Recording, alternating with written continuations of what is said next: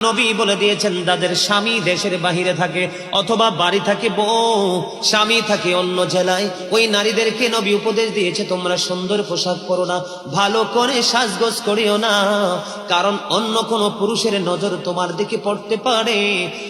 বন্ধু, নারীদের যত সাজগোজ যত সৌন্দর্য সবকিছু স্বামীর জন্য, অন্য কোন পুরুষকে দেখাতে পারবে না। নারীরা হলো গোপনীয় জিনিস। কি জিনিস? গোপনীয় জিনিস। তারা থাকবে পর্দার ভিতরে, ঘর থেকে বের হলেও পর্দা নিয়ে বের হবে। যখন মহিলারা পর্দার বাহিরে চলে আসে গো, আমার নবী বলেছেন শয়তান তখন তাদেরকে দেখে উকি ঝুঁকি দেয়। মহিলারা যখন বন্ধু পর্দার বাইরে যায় দর্শনের শিকার হয়। কথা বলে না? আজকে পৃথিবীর ইতিহাসে তথা বাংলাদেশের ইতিহাসে দেখেন, একটা ইতিহাস দেখাতে পারবেন না একটা পর্দাশীল নারীর জীবনে কোনো কলম